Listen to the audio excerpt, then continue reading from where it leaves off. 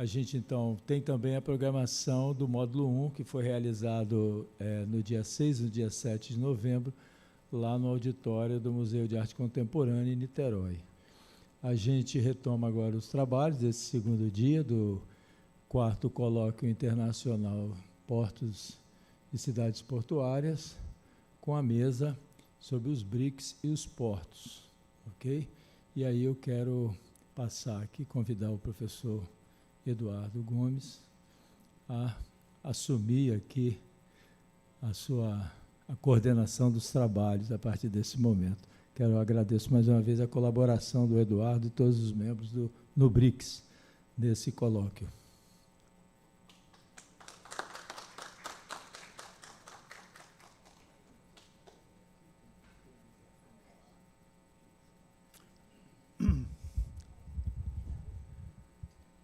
Então, boa tarde.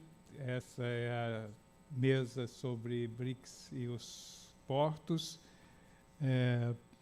E meu nome é Eduardo e vou então agradeço muito essa primeira interlocução, interação com o pessoal de cidades e portos e cidades, e vou então compor a mesa aqui. Minha preferência é compor todos de uma vez, e é o que eu vou fazer desde já. Então, na ordem que vai ser a apresentação, chamo o professor Williams, da UERJ, ex-professor da UF. Então, vai fazer a primeira apresentação assim que estivermos todos aqui. Depois, você, Rafaela, da UFRJ, foi do IRI, e o Marcos, da UENF, professor da UENF também, e, por último, eu mesmo, e da UF, também do núcleo lá sobre os BRICS, o NUBRICS, lá da UF, e conta também com a professora Rafaela no núcleo. Fruto desse encontro aqui, já foi acho que mais um ganho para nós. Então, passo desde já, posso passar, se você... Isso eu acho que você maneja, né, o Williams? Maneja? Não precisa. Então, vou me sentar lá à direita e desde já abro a apresentação do Williams, que se chama... E a nova ordem internacional. Tá? Então, muito obrigado. Vamos dar aqui o início aos trabalhos.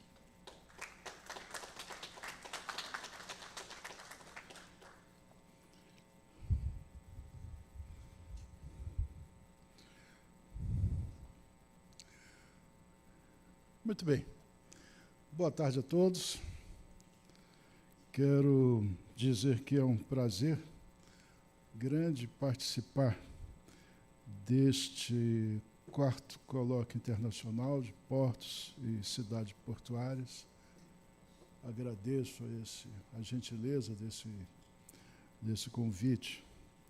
E vamos repetir aqui a nossa apresentação realizada em Niterói, quer dizer, o que significa, né, uma maior responsabilidade, porque, como já ensaiamos, né, então temos que fazer uma coisa melhor. Bom, eu não sou especialista em portos e relação portos e cidade, né? Mas tenho assistido a todas as mesas, todas as apresentações, né? E confesso, fiquei bastante interessado, né? Aprendi muito nessa convivência com os especialistas, né? Tem sido uma intensa programação bastante gratificante. Então, os meus agradecimentos pelo convite se acrescem os agradecimentos por tudo aquilo que tenho aprendido aqui. Bom, quando se trata de BRICS, né, quando se trata desse grupo formado por Brasil, Rússia, Índia, China e África do Sul, eu penso ser interessante fazer algumas observações prévias, vamos dizer assim, de caráter negativo. Não é? Por quê? Porque, de um modo geral, a sociedade brasileira, as instituições do Brasil, são muito mal informadas a respeito do que é o BRICS e de quais são os objetivos do BRICS. Portanto, é importante fazer esse esclarecimento. De modo geral, apresenta-se o BRICS como um grupo, um bloco econômico, ou uma proposta de bloco econômico. E quando se faz isso, essa informação sempre é seguida da crítica negativa, ou seja, o BRICS é um bloco econômico destinado a não dar certo. Não dar certo porque são países que estão situados em continentes diferentes, que têm perfis muito diferentes, e, em se tratando de comércio internacional, a ênfase sempre vai para o comércio internacional, há uma leitura liberal, neoliberal das relações internacionais, segundo a qual relações internacionais se resume à economia. Né? Quer dizer, na leitura dos liberais, relações internacionais é economia, é investimento, é empréstimo e é comércio. A dimensão política e a dimensão cultural sempre é ignorada. Né? É essa a maneira como os liberais veem. E, portanto, né, nessa ótica, né, segundo essa lente, o BRICS é uma coisa que não pode dar certo, né, porque se relações internacionais é economia, o BRICS, como bloco econômico, está destinado a dar errado. Né? Mas isso, como eu disse, é uma visão falsa, porque o BRICS é uma articulação política. Né? Nasce em 2006 como uma articulação político-diplomática. Né? Os diplomatas desses países, né, do Brasil, Rússia, Índia, China e África do Sul, passaram, a partir de determinada altura, a conferenciar entre si, nos diferentes fóruns internacionais, avaliando as situações em comum e buscando votar em comum. Um exemplo significativo desse procedimento deu-se na Organização Mundial da Saúde, quando o BRICS, atuando dessa maneira, como eu falei, como uma articulação encetada pelos diplomatas, levou para a Organização Mundial da Saúde o modelo brasileiro, elaborado aqui pelo José Serra, quando ministro da Saúde, dos remédios, dos medicamentos genéricos. Né? Então, o BRICS nasceu fazendo isso, né? Os diplomatas se reunindo nos diversos fóruns internacionais e, portanto, atuando em bloco, atuando em conjunto. Em 2009, esse procedimento evoluiu para a reunião dos respectivos chefes de Estado.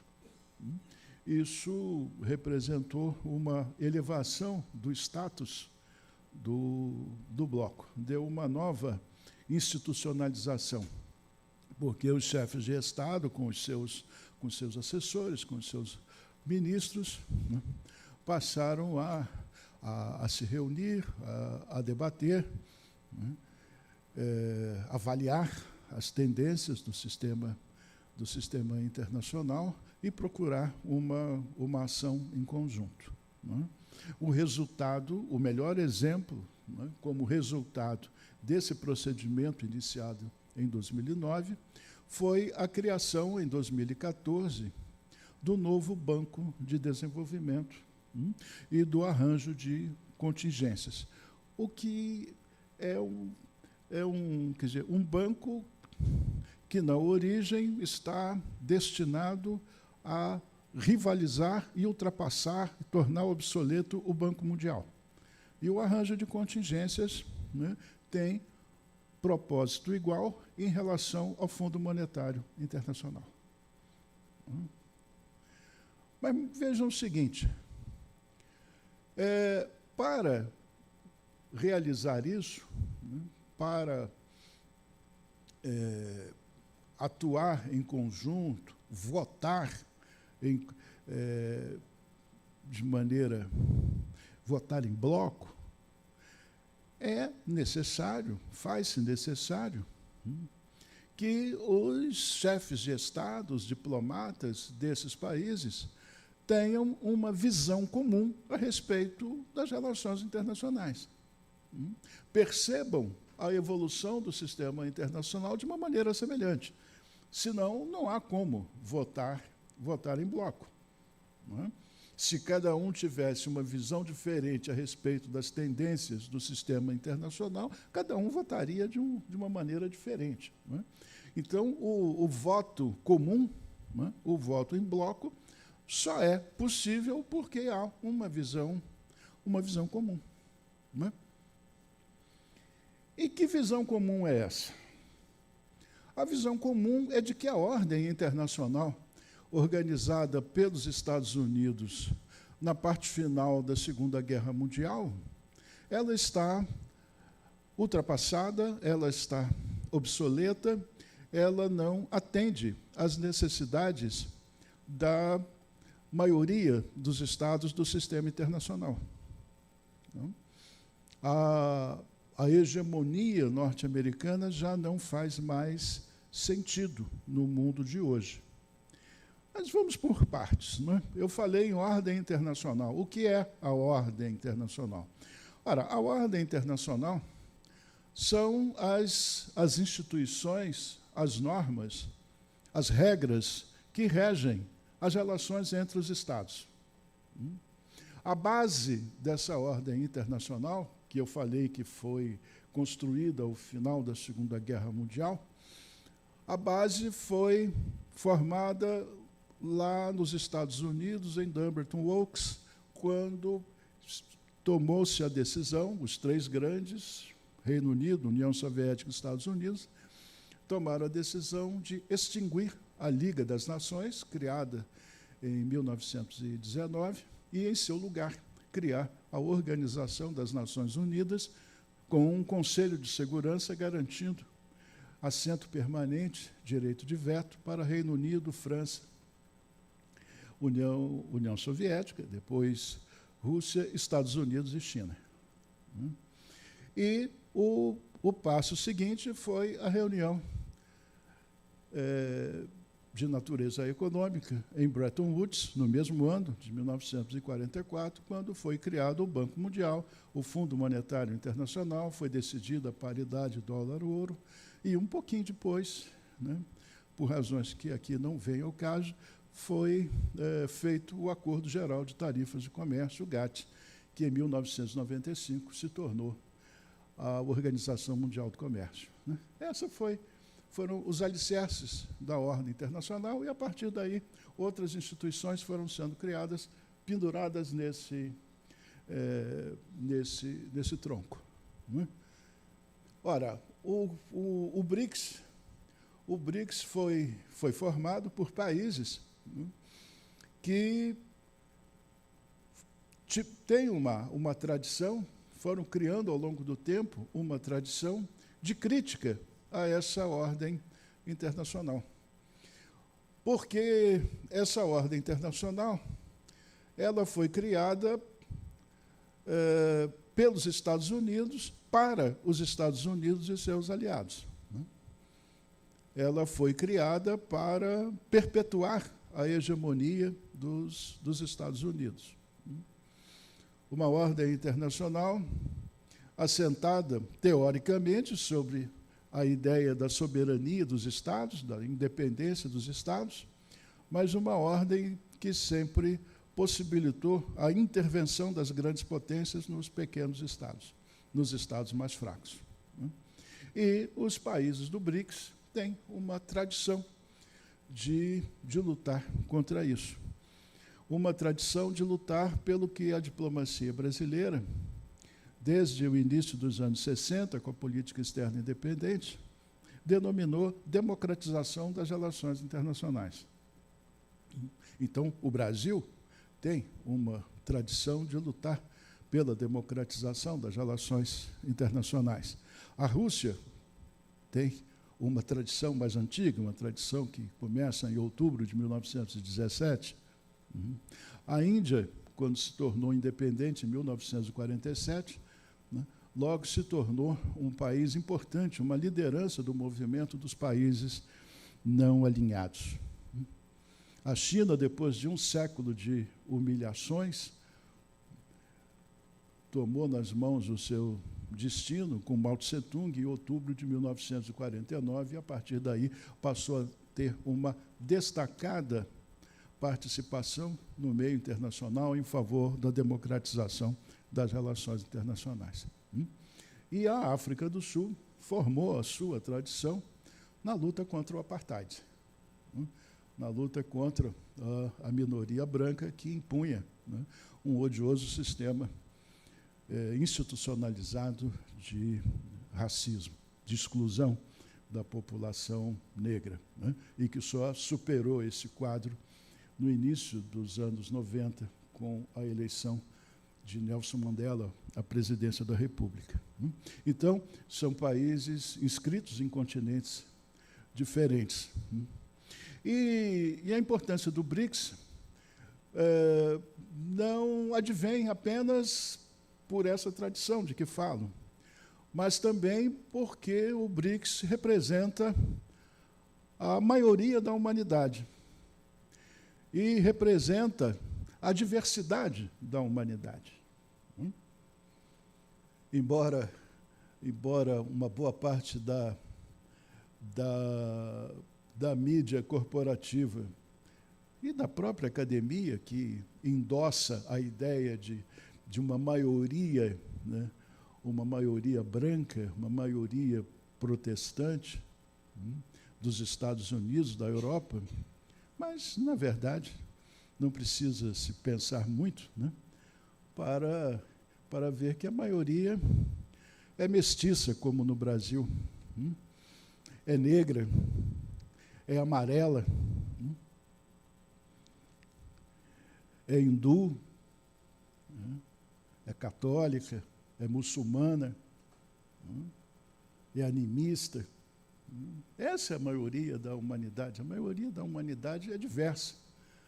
Portanto, uma ordem internacional dirigida pelos Estados Unidos, pelos seus aliados europeus, que, ao longo de todo o tempo, pretenderam e ainda pretendem impor uma ordem segundo as tradições, os valores do mundo anglo-saxão, é uma ditadura. Portanto, faz todo sentido lutar pela uma nova ordem internacional. No século XXI, faz-se necessário, depois de haver saltado vários obstáculos, driblado vários percalços, como o colonialismo, na África e na Ásia, a luta contra o subdesenvolvimento na América Latina. Quer dizer, faz todo sentido a instauração de uma nova ordem, uma vez que cada dia que passa, né, e nós vivemos um momento importante, né, um momento intenso desse processo, cada dia que passa, vejo que essa ordem criada em Bretton Woods é uma ordem que não serve, né? É uma ordem tirânica que não nos serve. Bom, mas vejam, essa é uma descrição, né? Porque o que nós estamos a falar é sobre a política internacional, e a política internacional é dinâmica, a política internacional é contraditória, né? Portanto, a questão não é moral, a questão é política, como dizia o velho Maquiavel, né? É pela política que se resolve, não é pela suposta superioridade moral. Portanto, há reação do outro lado, né? Quem tem o poder não se dispõe a entregá-lo, não é? Quer manter o poder. Então, é isso que nós estamos assistindo. Agora, quando essa ideia do BRICS, a formação do acrônimo BRICS, né? Essa sigla cujo sentido é tijolo, peso, né? Quando isso se formou, coincidentemente, esses países estavam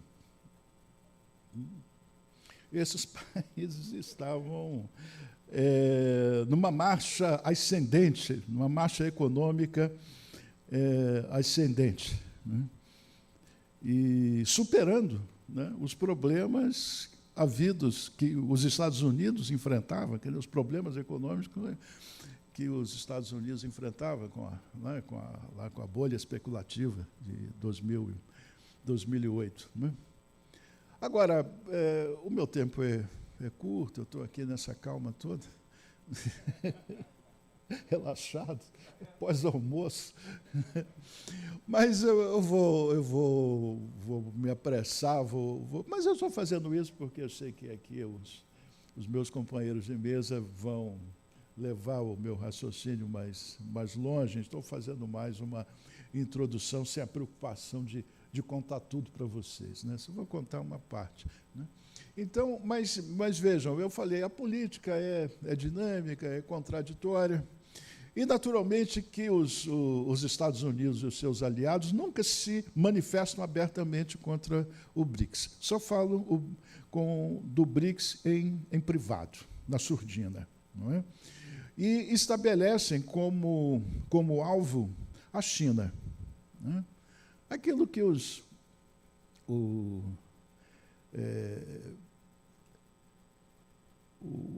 cientistas chamam uma armadilha estratégica, né? Quer dizer, todo país que ascende, né, naturalmente busca a autonomia, busca a hegemonia, né, e desafia o hegemon, né? Essa é a armadilha de socorra-me. Hey? Pois é, não estou ouvindo. Um fala baixo, o outro é surdo, então...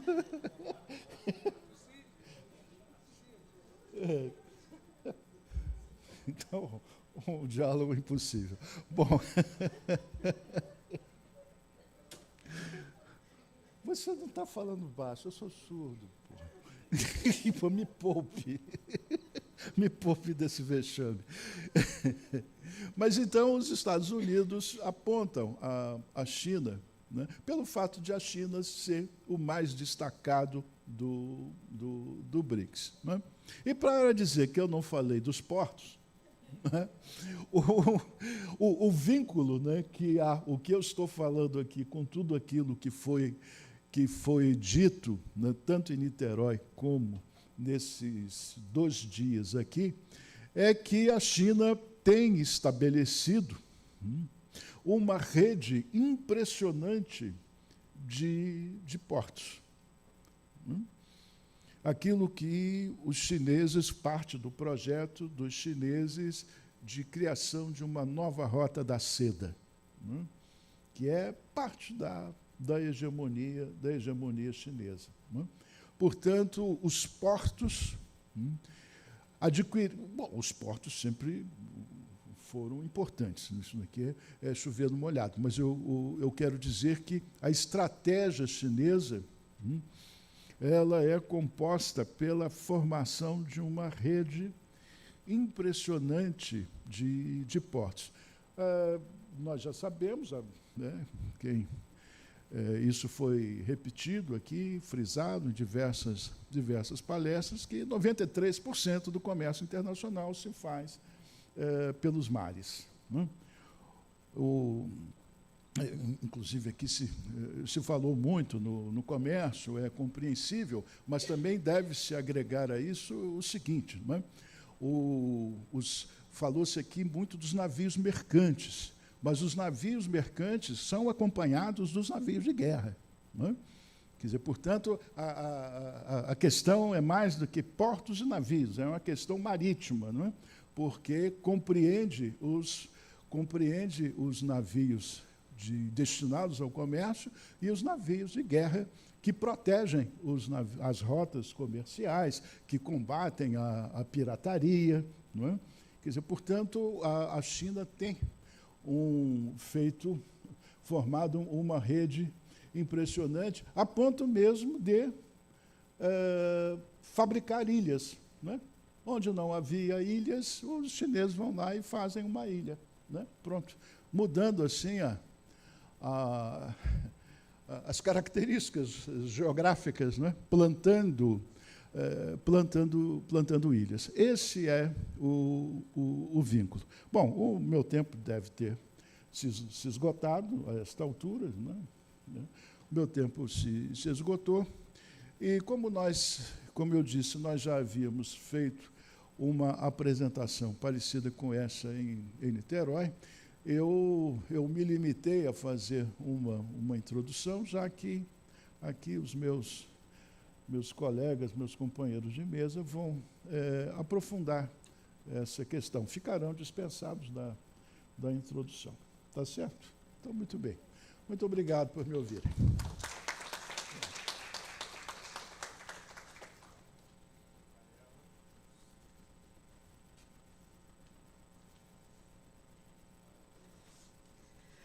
Olá, pessoal. Boa tarde a todos e todas. Só aguardando a apresentação. Perfeito. Bom, primeiramente, eu gostaria muito de agradecer participar desse evento.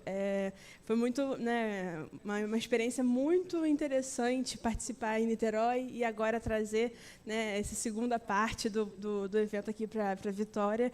E está sendo uma experiência incrível, né, visitar a cidade pela primeira vez. Agradecer também, né, ao professor Eduardo pelo convite, a Nubrix, né, parceiro do evento também. E, bom, dentro, né, dessa temática que a gente está trazendo, que é muito ampla, né, de BRICS e os portos, eu decidi, né, trazer um elemento mais específico, que é entender o investimento, né, o financiamento para a infraestrutura portuária, né, para a gente entender quais os elementos que, dentro do agrupamento BRICS, incentivam, né, ajudam a aperfeiçoar esse elemento da infraestrutura. E, por causa disso, eu escolhi 2 objetos de pesquisa, né, os novos bancos multilaterais, que a gente vai denominar aqui, que é o Banco dos BRICS, né, o NDB, e o Banco Asiático de Investimento em Infraestrutura, que é o AIIB. Né, são 2 bancos que possuem uma certa participação da China, né, a gente vai falar um pouco mais sobre a China também, mas tem, né, a participação desses países do sul global. E, então, nesse sentido, eu gostaria de passar o próximo slide, por favor. Que aí, dentro dessa estrutura da pesquisa... é verdade. Eu não sabia, é verdade. Vamos lá. Olha o meu desafio.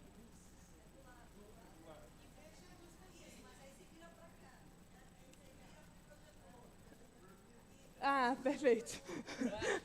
Pronto, agora foi. Então, dentro desse sentido, eu dividi, né, a apresentação em 3 etapas. A primeira é para a gente entender um pouco, né, da relação dos portos, a importância dos portos e como que os BRICS, né, o agrupamento de BRICS em si, visualiza essa questão. E aí, nesse sentido, eu vou apresentar algumas propostas, né, de relatórios e propostas efetivas do agrupamento. E, dentro disso, a gente vai trabalhar um pouco dos bancos, entender como foi a criação desses bancos e, a partir disso, entender os projetos em si, né, os projetos de desenvolvimento. Nessa questão, né, a ideia, então, é tentar... Deixa eu ver se vai.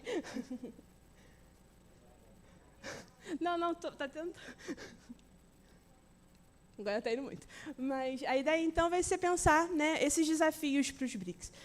A relevância dos portos, né, pensar um pouco de como que esse desafio, né, a gente falou muito sobre a ideia do comércio internacional, de como que os portos são estratégicos para o comércio, mas acho que é importante a gente ir além, né, pensar também, né, na estratégia de desenvolvimento desses países, né, como que eles vão estruturar a carreira, né, toda a estrutura de infraestrutura e tentar também pensar a questão da relação do turismo, né, o que a gente vai chamar de people-to-people exchange. Né, então, junto com o comércio, né, outros elementos também vão realizar nessas trocas entre os países. Então, os portos eles são muito estratégicos para a economia, né, para o projeto de desenvolvimento dos países, e, nesse sentido, um tópico importante. Né. Mas, né, apesar disso, né, pensar os portos dentro do agrupamento BRICS é um desafio.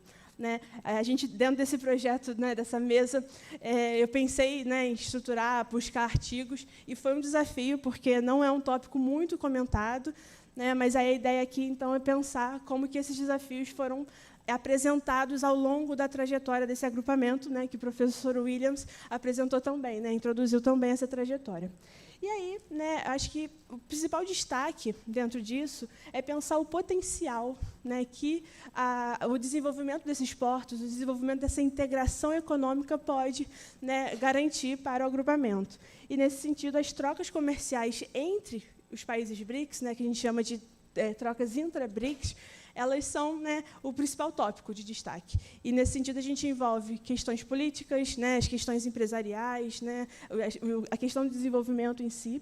Só que, dentro desse potencial, que é algo que deve ser explorado, tem um desafio. Né, o desafio geográfico, né, a distância desses países, e que acaba dificultando um pouco essas trocas. Então, muitos se falam, né, da dificuldade do turismo entre esses países, né, a dificuldade de ver a chegada, né, de indianos, chineses aqui no Brasil, porque os voos são longos e tudo mais. Então, são vários desafios que é importante a gente entender quais são as lacunas. E, nesse sentido, eu vou tentar apresentar um pouco quais os relatórios, né, vão trazer possíveis soluções. E aí, o principal tópico aqui que eu vou trazer ao longo da apresentação é pensar a infraestrutura, né, e a questão da conectividade. Então, essas vão ser as 2 palavras-chave que a gente vai ver, né, para trazer um pouco desse tema central. E é uma forma de a gente recortar esse grande tópico de BRICS e portos para a gente conseguir delimitar um tema mais central. Não, mas está indo, mas é que acho que demora um pouco mesmo. Agora saiu.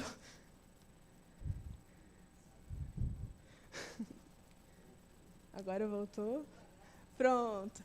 Então, nesse sentido, eu vou apresentar agora 2 slides. O primeiro foi um apanhado dos relatórios anuais de cada uma das cúpulas. Então, a gente, né, tem mais de 15 cúpulas, e eu selecionei o relatório de cada um e fui tentar entender, né, algumas palavras-chave, principalmente infraestrutura, investimento, conectividade, portos. E, dentro desse apanhado, né, de mapeamento de dados que eu fiz, eu descobri, né, destaquei alguns pontos. E um elemento importante, quando a gente fala dessa temática, é a ideia de que, desde o início, os BRICS já nasceram com a ideia de criar um banco de desenvolvimento, porque existia, né, esse desafio dos financiamentos, e principalmente na temática de infraestrutura.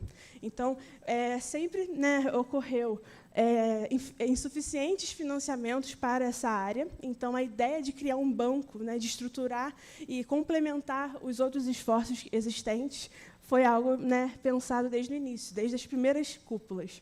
E, nesse sentido, né, outros objetivos importantes era a ideia de você buscar a parceria econômica entre esses países, né, para tentar estabelecer uma maior integração, né, entre essas economias. E aí, com isso, né, muitos relatórios também vão falar da ideia de você investir, né, e trazer projetos conjuntos, né, na área de ferrovias, né, rodovias, portos. Então, pensar em infraestrutura, porque eles pensam esse elemento como uma base para o desenvolvimento econômico. E dentro disso, né, uma iniciativa complementar que eu, né, achei em uma das cúpulas e que ainda está se desenvolvendo, não é algo muito, né, concreto ainda, é a ideia de você criar um porto digital, né, dentro dos BRICS. É o que a gente chama, né, de e-port. Você cria uma rede digital para quê? Para favorecer o comércio digital, né, o e-commerce. E que, durante a pandemia, foi algo muito explorado, né, principalmente pela China, né, a ideia de exportar esses produtos. Então, isso é uma iniciativa que também é inovadora, né, e que é uma iniciativa complementar a essas outras ideias. E aí, após, né, a seleção dos dados das cúpulas, eu também tentei selecionar os dados de uma outra iniciativa muito importante que se chama Conselho Empresarial dos BRICS. Tá? E o Conselho Empresarial ele foi formado, né, em 2013, desculpa, lá em Durban, na África do Sul. E esse conselho, o que ele é? Ele é um conselho paralelo, né, ao grupo político, e ele reúne os principais empresários, né? E dentro de e dentro disso, a ideia do conselho é promover as relações entre os grupos empresariais, né? Promover relações econômicas, de investimento, comerciais. E, dentro desse grupo, há uma estrutura, né, dividida em 9 grupos de trabalho. E uma das temáticas que eu decidi dar um destaque é a relação da infraestrutura. Então, existe um grupo focado em pensar a infraestrutura, né, com as principais empresas, né, desses 5 países nessa temática. E, com isso, eu destaquei algumas menções, né, sobre esse elemento nesses relatórios anuais. Então, assim, esse grupo de trabalho, anualmente, ele vem mapeando as principais demandas, né? Ou seja, os principais projetos que precisam de financiamento. Então, lá em 2013, que foi o primeiro, né, relatório divulgado, existe uma lista gigantesca, né, de projetos, inclusive muitos portos, né, muitas rodovias e ferrovias que precisariam ser desenvolvidas. Para quê? Para aumentar a integração, aumentar o desenvolvimento dessas economias. Então, algumas dessas demandas, né, estão destacadas aqui, né? A ideia de você aumentar a conectividade marítima dos BRICS, né, buscar também uma maior mobilidade da população, né, para a gente ter aquela ideia do people-to-people exchange, e também buscar projetos colaborativos, né, entre as empresas. Então, aqui é pensar como que essas relações podem ser cooperativas, né, entre esses grandes grupos empresariais. Então, essa primeira parte, né, é a ideia da gente só ter uma introdução, né, para entender como que a temática de portos se insere em todo esse debate dos BRICS, né, mas em relação à parte mais documental, né, da questão. E aí, para a gente pensar um pouco melhor sobre isso, eu decidi trazer um pouco sobre os bancos multilaterais que foram criados, né, dentro dessa arena. Tá. E, dentro disso, esses bancos eles foram criados, na verdade, por causa de um contexto específico, né, que os BRICS, né, por um lado, vinham criticando, né, as grandes instituições internacionais, Banco Mundial, FMI, e, por outro, eles viam que existia um grande déficit, de financiamento, né, na questão da infraestrutura, assim como eu já comentei. E, dentro disso, não existia, né, financiamento disponível para todos esses projetos que estavam sendo demandados, né? Então, a ideia foi, né, eles tentarem criar suas próprias instituições, né, fazer suas próprias iniciativas para ver se consegue, né, solucionar esse déficit que estava sendo criado. E aí, dentro disso, houve a criação, né, do NDB. Então, o NDB ele foi, né, oficializado em 2014, mas a fundação, né, e iniciação das operações foi só em 2016. Ele tem a sede em Xangai, na China, né, e o principal objetivo, né, ele já nasce com o objetivo de quê? Buscar o financiamento em infraestrutura sustentável. Então, pensando toda essa demanda que o agrupamento dos BRICS, né, mapeou, eles estão criando uma iniciativa material, né, concreta, institucionalizada, para solucionar.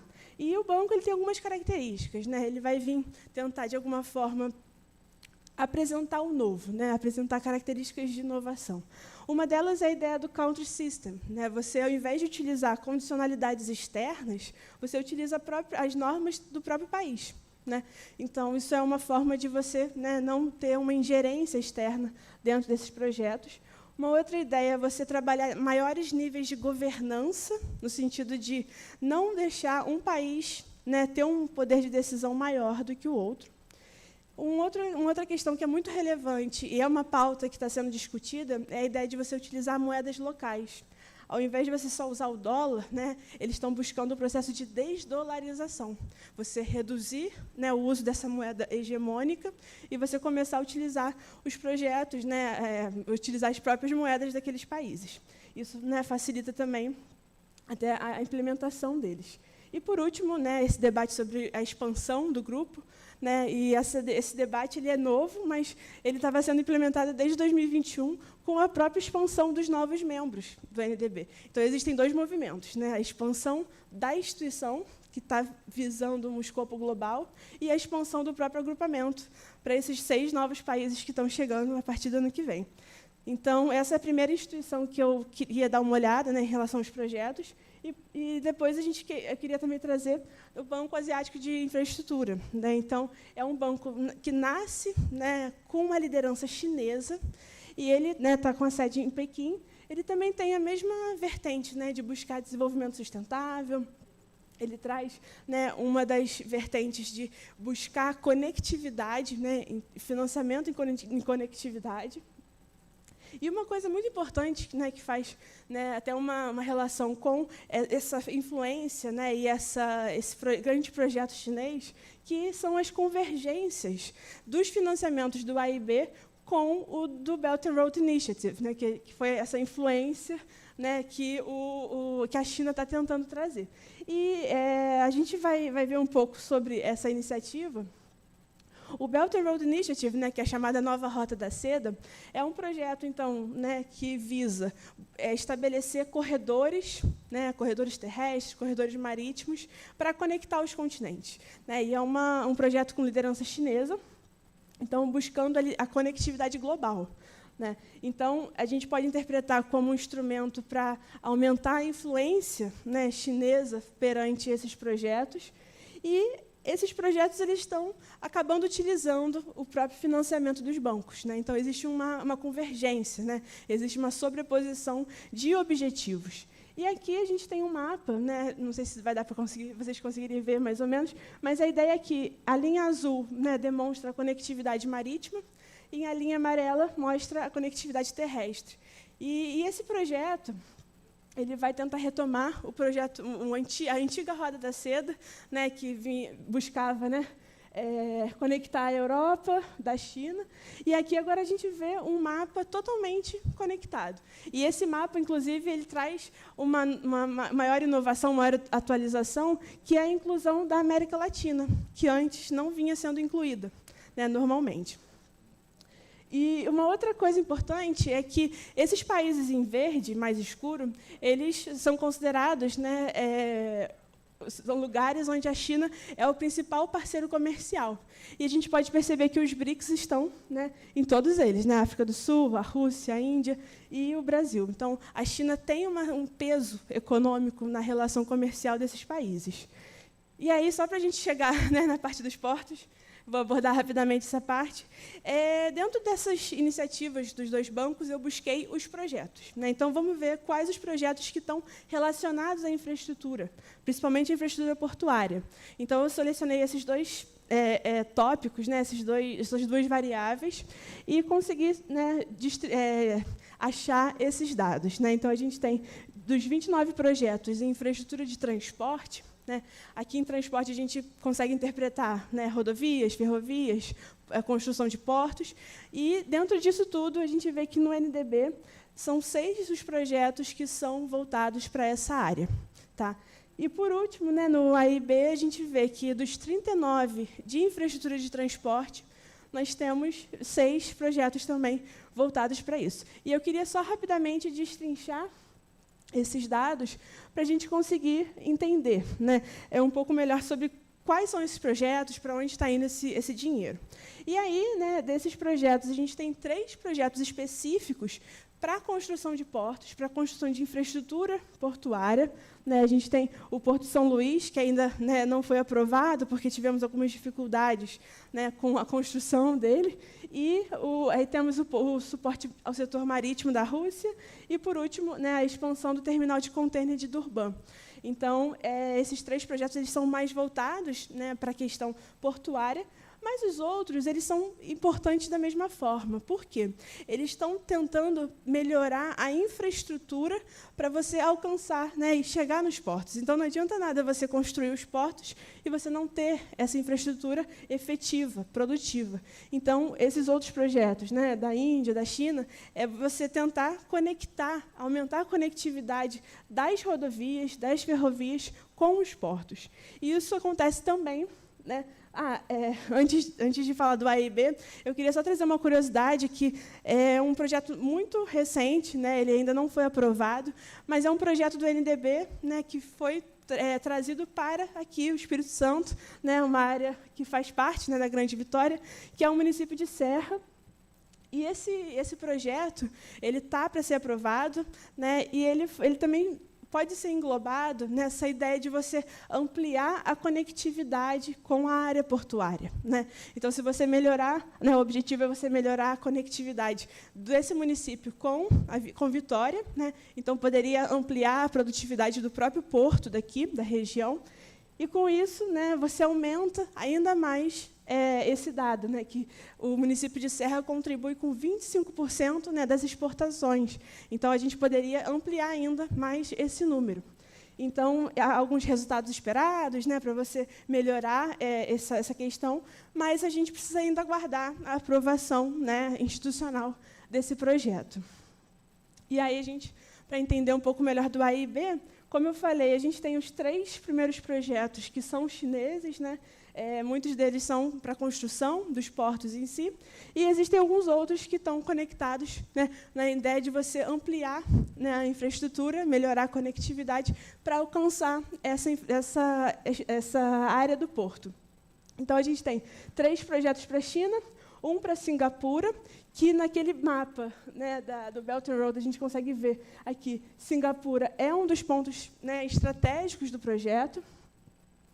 E aqui temos Omã e Laos. Então, como a gente percebe, esse Banco Asiático ele vai voltar mais para a região, né, da Ásia, mas ele busca também trazer outras questões. E, por último, para a gente, né, refletir e continuar o debate, acho que é importante perceber que, com essa análise, a gente percebe, né, o maior esforço desses bancos para o financiamento de infraestrutura, que é uma demanda essencial, e, com isso, a gente pode refletir também sobre alguns esforços complementares para aumentar o comércio, aumentar a conectividade, que é a ideia de você criar uma moeda única dos BRICS. Né? É uma proposta que ainda vem sendo, né, delimitada, construída, né, mas é uma proposta para desdolarizar o comércio, né, as trocas comerciais. Então, por um lado, a gente tem algumas limitações, porque a gente vê que esses números de financiamento eles não são ainda, né, grandes, a gente tem muito ainda para contribuir, para ampliar, né, e tem alguns desafios. Né? Então, o Belt and Road em si, ele tem uma limitação, porque tanto o Brasil quanto a Índia ainda não são membros efetivos, né, não assinaram o MOU, né, o Memorando de Entendimento, então, isso ainda não tem a entrada desses 2 grandes membros dos BRICS nessa principal iniciativa chinesa. Né. Então, nós temos algumas limitações, mas é isso, gente. Agradeço a oportunidade. Obrigada.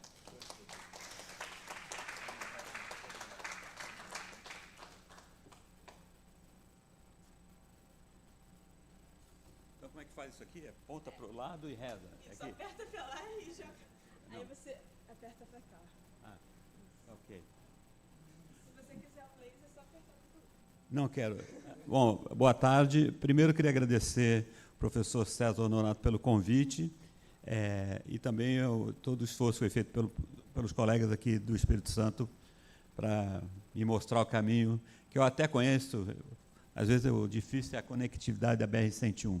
Enfim,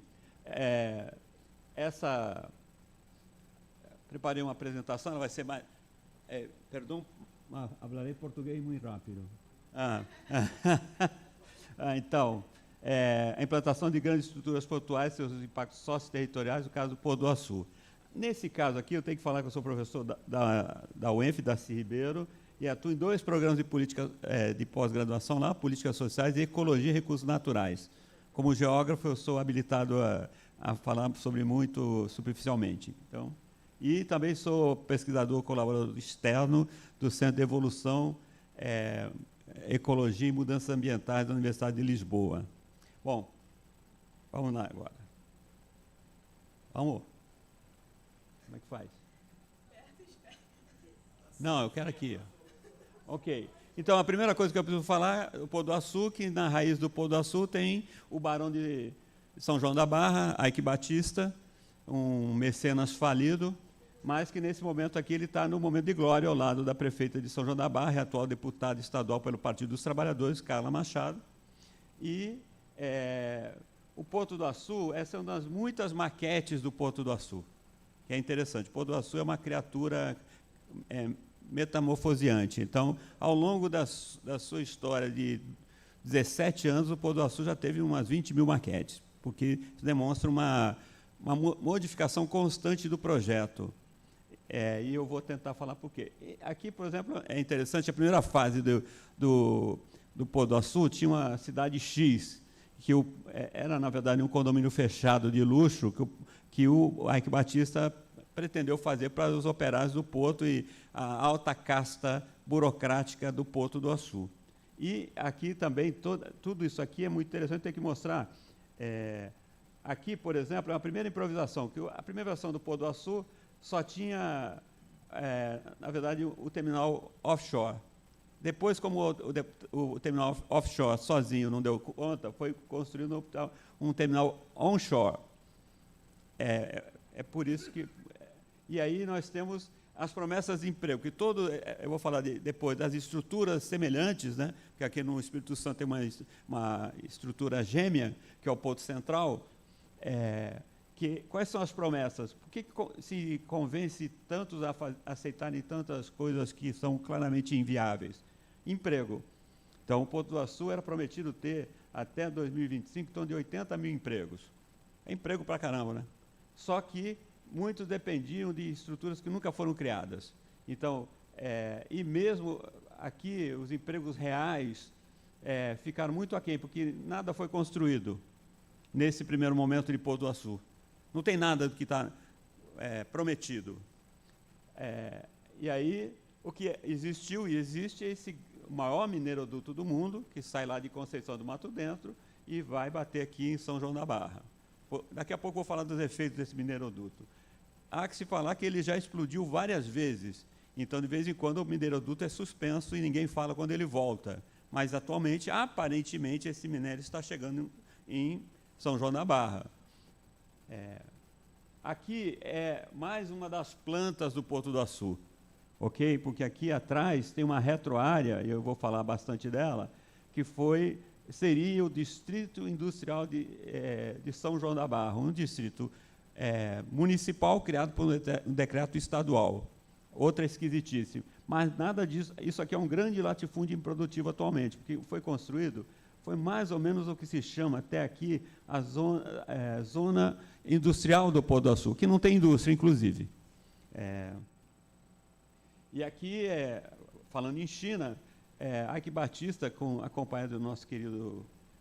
Quem já foi na China, eu já fui na China, ganha um vaso. Tá? Você chega na China e volta com um vaso.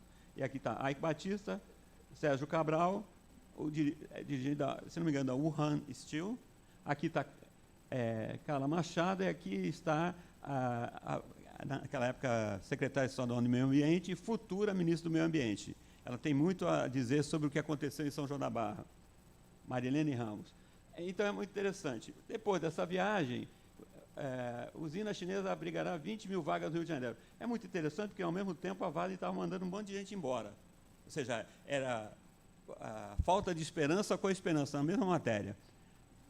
Só que essa usina nunca veio. E eu tenho que dizer por duas razões básicas, que o Pôr do Açu foi construído sem ferrovia e sem rodovia. É uma unidade isolada. Então, os chineses chegaram lá, e os chineses já visitaram muitas vezes, vou falar dos chineses bastante. Eles já foram várias vezes lá. Tem 2 visitas de altos dirigentes do Estado do Partido Comunista Chinês. É talvez a unidade industrial no Brasil mais visitada pelas mais altas autoridades chinesas. Só que eles chegam lá, não tem nem estrada nem ferrovia. E aí, não rola. E... vamos lá. Parou. Dá um negócio muito tecnológico para velho. Por que não está andando? Ok. Então, é interessante. Nós saímos, então, dessa fase em que o Ike Batista prometia muitas coisas, era o grande campeão mundial do PowerPoint, para a falência. Ele faliu em novembro de 2013. Ok? Aí, essa é uma matéria do Financial Times, já no governo Temer. E o que eu acho interessante é que a imagem usada na matéria para ilustrar o Brasil está vendendo tudo é o Porto do Açu. E a matéria cita o Porto do Açu como uma highway to China. Né? Só que, e aí se vê quanto que a China já tinha entrado no Brasil. Eu não vou entrar nesse detalhe, porque tem a ver com toda essa interação com o BRICS e com a condição de economia capitalista dependente do Brasil. Isso aí, Rui Mauro Marini, pedagogia da dependência, dialética da dependência, já nos contaria. Aí é interessante, porque nesse meio tempo, entre a falência do Ike Batista e toda essa tentativa de entregar estruturas portuárias brasileiras para os chineses, nós temos a entrada da IG Global Partners, que comprou do Ike Batista o Pôr do Açu a preço de banana, não, que banana é mais cara que o Pôr do Açu. Comprou baratíssimo o Pôr do Açu, tudo que tinha dentro do porto, e, desde então, a proposta de tornar o Pôr do Açu uma highway to China continua. Só que agora, essa pessoa aqui, ela foi atraída do porto de Antuérpia para fazer essa tarefa. Tem 2 altas dirigentes do Pôr do Açu hoje que foram trazidas de Antuérpia para facilitar. E aqui é um dia importante, porque é uma assinatura de um acordo, né, entre Guangzhou e o Pôr do Açu. E esse é um esforço claro de que o Porto do Açu vá a algum lugar, porque até agora ele não foi. E aqui é interessante, porque não é só a China, a Índia também. Então, o Porto do Açu tem aqui, botaram 2 funcionários para ir lá para a Índia se fantasiar de funcionário do porto. Aqui, ó. Uma coisa muito boa sobre o Porto do Açu, eles são muito bons de imagens, produzem imagens belíssimas. Mas aqui é Índia, então o Pôr do Açu está muito antenado com o BRICS. É interessante, por isso que essa conexão aqui me pareceu... porque tudo tem que dar certo, se der certo é com a China e com a Índia. Mas vai mudando. Aqui, novamente, o trio, né? Carla Machado, que foram na China, Ike Batista e Marilene Ramos, que no momento era... Não. O que mas o que é que está acontecendo aqui? Aqui vai ser feita a entrega de 7.500 hectares de terra de agricultura familiar para o Ike Batista. Depois se sabe que foi troca de uma propina de 32 milhões de reais. De muitas das propinas que o Cabral recebeu, essas terras de agricultura familiar. Aqui me parecem, inclusive, aqueles mapas, quando os estados maiores estão olhando para os mapas para entregar ou pegar terras. E era exatamente isso que estava sendo feito. E no Brasil, isso é feito através do quê? De decretos no Diário Oficial. Então, de repente, mais do que nunca, o Ike Batista tinha comprado uma pequena porção de terra, onde está hoje o porto, e fez um acordo para desapropriação da retroárea. Ok? E aí, o que acontece é que ali era a maior faixa de restinga inteira do Brasil, contínua, e ali teve um grande desmatamento, e óbvio, com muita perda de fauna. Mas não foi só fauna, aqui são as áreas de pesca que existiam na região antes do porto, que agora não só é área de exclusão, mas onde foi feita a dragagem do porto foi jogado sobre essas áreas. Porque depois de fazer o canal de navegação, que tem um canal de navegação aqui, que não existia, que é uma visão impressionante, foi feita uma dragagem para aumentar calado. E aqui eram as áreas de pesca e não existem mais. Aqui é uma coisa interessante, poucos sabem, mas São João da Barra era a maior renda hectare ano em produtividade agrícola antes do Pôr do Açu. Nada mais disso existe. E aqui era um sistema muito equilibrado ecologicamente, né? Que se cultivava alimentos na areia, okay? Com muito trabalho humano, mas era bastante produtivo. E aqui acontece uma situação que a LLX comprava a terra de um lugar e a Codim desapropriava do outro. No final, entregou tudo para a LLX, e nunca tendo pago essas pessoas. Aqui é muito interessante, é um mapa de desapropriação, só que quem tem a legenda de controle da desapropriação é a LLX. É uma desapropriação do Estado controlada por um ente privado. Aqui, isso não dá coisa boa, porque as pessoas vão para a estrada bloquear porque elas querem receber. Todos, na sua maioria, eram idosos. Muitos já morreram sem receber um centavo pelas desapropriações. Nunca foi pago nada. E aí, óbvio que aqui são as casas onde eles moravam, toda vez que destruíam, colocavam uma placa do lado. Ou da própria Porto do Açu, aqui é Codim e ali é LLX. E um dos efeitos previstos, usei as rimas, é que teria salinização das águas. E o que aconteceu lá? Salinização das águas. E aí, aqui é um gráfico da Folha de São Paulo mostrando como foi feita a salinização, porque as bombas que deveriam jogar água que vinham dos aterros hidráulicos não foram suficientes. A água escapou para o continente e salinizou as terras dos agricultores que não tinham sido desapropriadas. Ou era desapropriado ou era salinizado. E aqui, um dado muito recente, Porto do Açu entre as 50 indústrias, os 50 autarcas que usam a mesma quantidade de água que metade da população brasileira, 50 indústrias, 50 empresas brasileiras usam metade da água do povo brasileiro. Ok? Porto do Açu é o 9º maior usuário de água do Brasil. Provavelmente para cuidar do mineiroduto.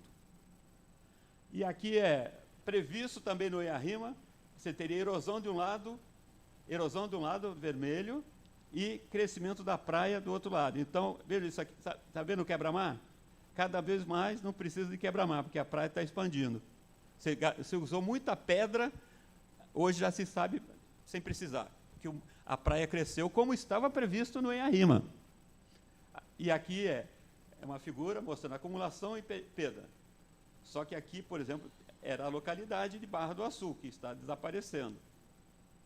E caminhei mais rápido pela pressão aqui dos acontecimentos. É uma discussão muito interessante, porque a gente assistiu de manhã uma mesa que falou de todas as belas potencialidades de se ter uma cidade-porto. O problema é que esse tipo de estrutura aqui não gera cidade-porto, ela gera enclaves dentro de territórios municipais. Então, são o que o Roberto Moraes chama de territórios de passagem. Então, o que é isso? Você não gera conectividade, porque essas estruturas não estão sendo preparadas para terem conectividade alguma. Então, quando eu ouço a palavra conectividade, eu falo, não combina com o Porto do Açu, porque, e eu digo, Porto Central vai ser o mesmo problema, não tem conectividade coisa nenhuma, porque não é para isso que está sendo criada a estrutura. E aqui é interessante, porque quando o Porto do Açu foi criado, o Ike Batista conseguiu uma redução de INSS de 5 para 2,5%, para favorecer o porto. O que as empresas do porto querem agora? Diminuir de 2,5 para 2. Menos imposto ainda. E, lamentavelmente, é o único imposto que realmente retorna para São João da Barra, porque todo o resto é isento, Lei Candir. E aqui, mais uma vez, o porto gera crescimento e desenvolvimento local. Esse gráfico é da miséria absoluta em São João da Barra, na prática. E o que nós vemos é que, do ano passado para agora, até agosto, o número de pessoas dependendo de auxílios governamentais está crescendo em São João da Barra. Isso quer dizer que em São João da Barra, onde está o Porto do Açu, nós temos um aumento da miséria extrema. Então, existe uma desconexão entre a estrutura chamada Porto do Açu e a realidade econômica do município. Não gerou emprego, mas gerou miséria.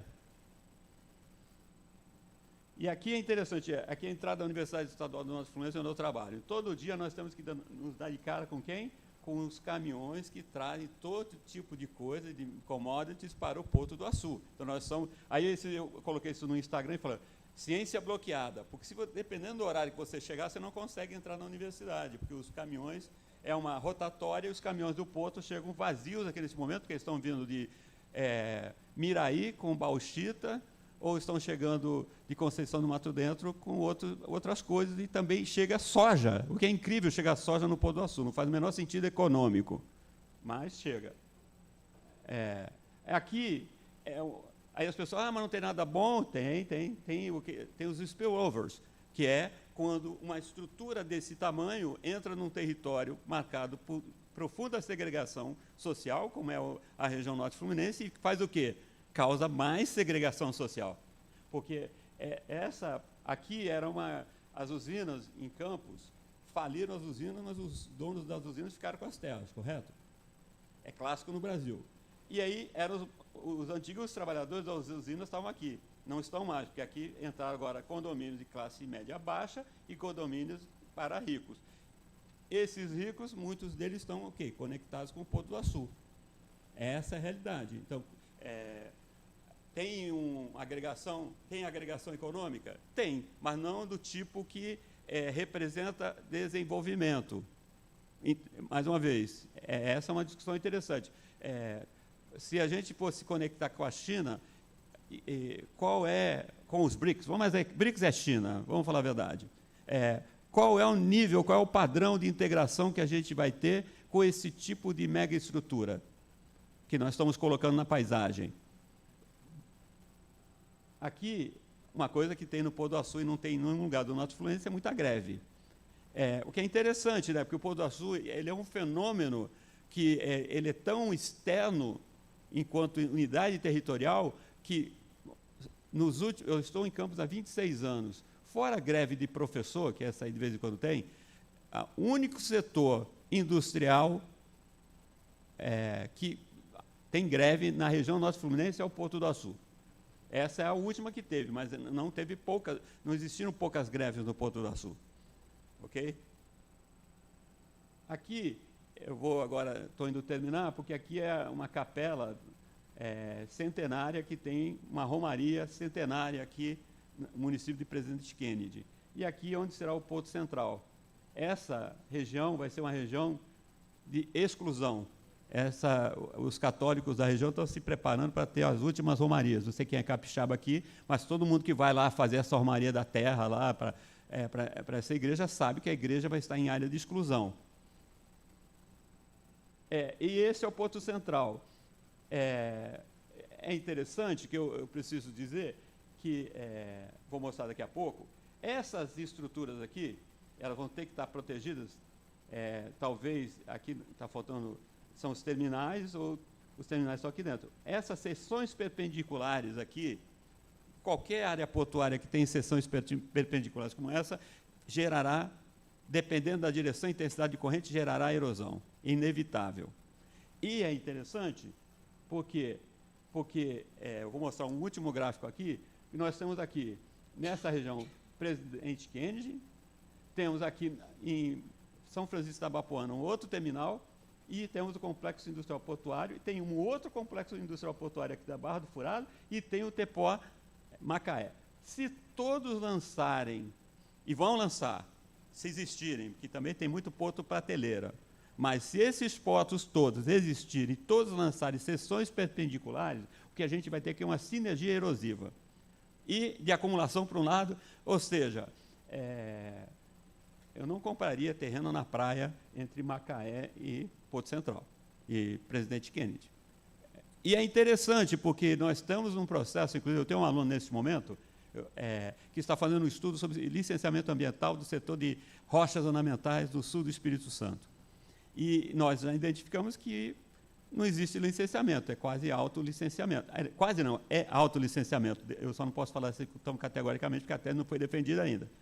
Mas o que se prepara no Brasil, está no Congresso, está no Senado, se não me engano, é quase que autolicenciamento das unidades portuárias. E se a gente pensar, não precisa ser grande entendedor de geomorfologia marinha, o que está sendo preparado aqui, aí eu vou para o último slide para alegrar, que eu terminei dentro do tempo, espera. Não. Aqui é o PAC 3, ok? Porque tem que conectar coisas que não estão conectadas, correto? E aí se constrói aqui a malha ferroviária, que vai sair ali, provavelmente, do Rio de Janeiro, vai passar por Macaé, vai ligar aqui, finalmente o Porto do Açu vai ganhar uma ferrovia para chamar de SUA, e chega lá em Vitória. O problema disso tudo aqui é que, mais uma vez, a gente não está pensando, inclusive, no qual é o custo, primeiro, sócio-territorial, ou seja, o que vai acontecer em cada um desses interiores, porque a marca desses empreendimentos voltados para o neodesenvolvimentismo é exclusão territorial de comunidades tradicionais, acumulação de terra por empresas multinacionais e perda de controle nacional sobre as estruturas portuárias. A Polícia Federal, para entrar no Porto do Açu, tem que pedir licença para o Porto do Açu, que é engraçado.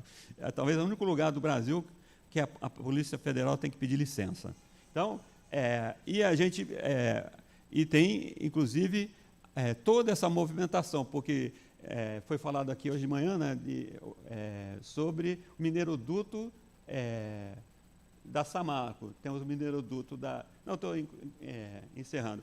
Só que, por exemplo, no caso do mineroduto Rio-Minas, sai de uma região com déficit hídrico, que é Conceição do Mato Dentro. E a gente depois descobre que o Porto do Açu é o 9º maior usuário das outorgas no Brasil. Então, só queria... Mas o pano de fundo aqui é qual é o modelo que a gente está pensando de desenvolvimento nacional. Obrigado.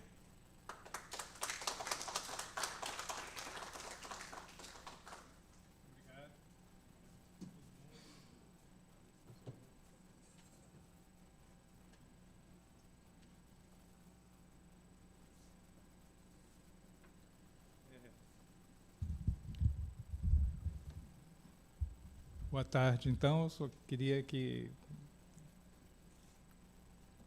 passasse ao... Ah, sim, está ali já. Então, um título meio grande, junta, vamos dizer, elementos diferentes colocados aqui, quer dizer, trazidos à mesa, desde... Me lembro também que o Williams falou lá na primeira apresentação no Rio, você lembrou do Porto Chinês, né, em 7º lugar, né, entre os portos do mundo. Não sei se foi isso. Bom, então, aqui se trata, em síntese, do primeiro porto chinês de grande envergadura, quer dizer, um porto grego comprado a concessão de 35 anos pela China, é o primeiro fora das águas chinesas. Isso é muito interessante, importante, porque as águas chinesas, como nós vamos ver à frente, está cheia de portos chineses, né? e de outros países. Mas vamos lá, então, passar por todos os capítulos dessa novela. Então, o título aqui é a aquisição da concessão do porto de Piraeus, um porto grego, né, pela China, antecedentes e expansão. Próximo slide.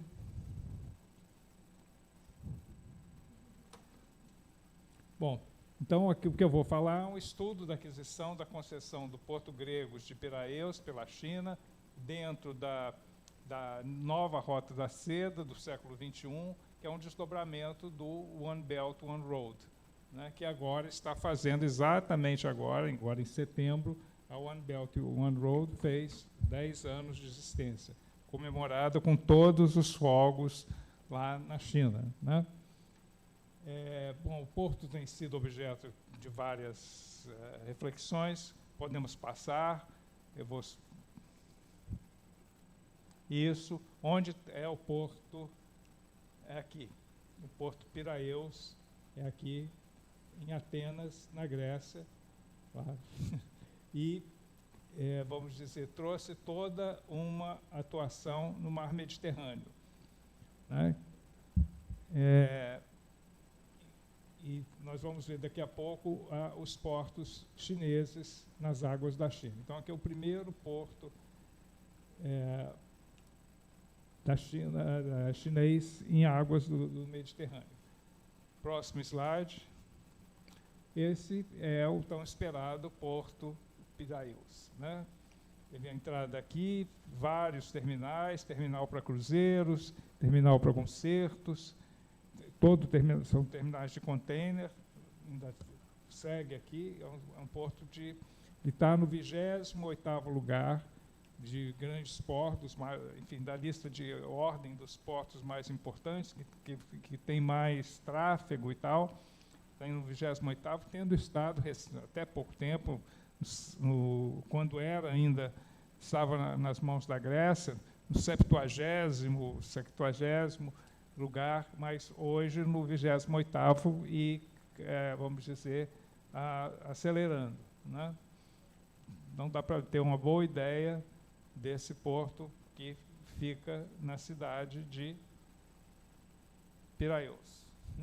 Vamos lá, o próximo. Aqui, então, como se processou a aquisição, né, aqui eu falo de como o porto foi, vamos dizer, sendo, formatado pela Grécia, e aqui em 2003 já o governo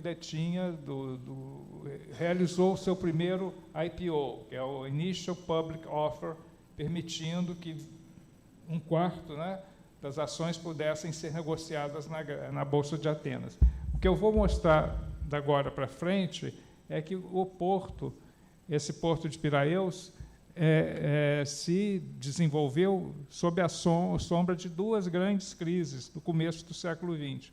A crise da dívida da Grécia, que foi um estímulo para a Grécia, um estímulo conflituoso para a Grécia aceitar a venda, dar essa concessão, e a crise de 2008, do qual um dos desdobramentos que o Williams falou foi a constituição dos BRIC. Né? BRICS vem em 2011. Mas, então, foi uma longa aquisição. Aqui estou falando... podemos passar o segundo slide. Foi no ano de 2008 que essa companhia de portos, de navegação marítima da China, China Ocean Shipping Company, tem uma abreviatura boa, pelo menos, né, COSCO, obteve a concessão de 35 anos, né, 2008, quer dizer, ela fez 5 anos em 2013, 13 anos, 15 anos agora, 2023, né, e mais 20 anos daqui.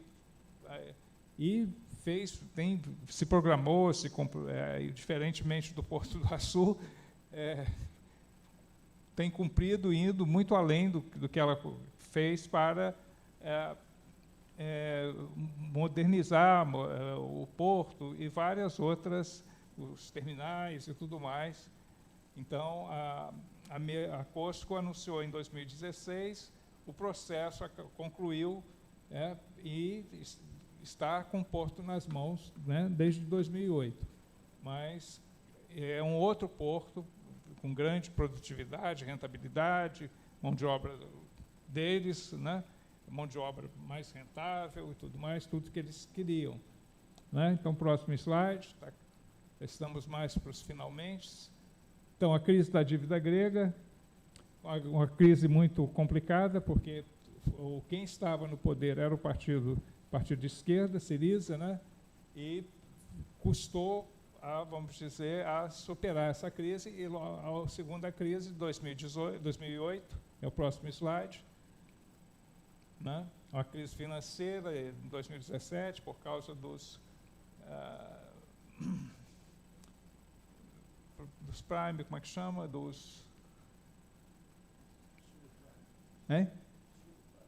Isso, subprime, a crise do subprime, lá nos Estados Unidos, que teve vários também spillovers, né? Quando foi a época que o Lula falou que nós não sofreríamos dessa crise, teríamos simplesmente a marolinha, né? O que foi relativamente, acredito que, verdadeira, o que ele esperava que acontecesse. Então, próximo slide. Então, além do porto, foi o primeiro porto chinês que não está em águas chinesas, o que tem com inúmeras implicações, e agora vocês vão ver aqui. Né? Isso aqui são todos portos chineses importantes, que estão na lista dos portos mais procurados no mundo, com tráfego, Tianjin, não vou me esforçar aqui muito, mas Xangai, que é o maior porto, né, do mundo, em termos de transporte, tonelagem, e vários, esses aqui estão dentro ainda estão antes do 28º. Né? Tem Hong Kong, aquela zona especial, Taiwan. Desculpe. Então, a singularidade desse porto, e eu imagino que é para a China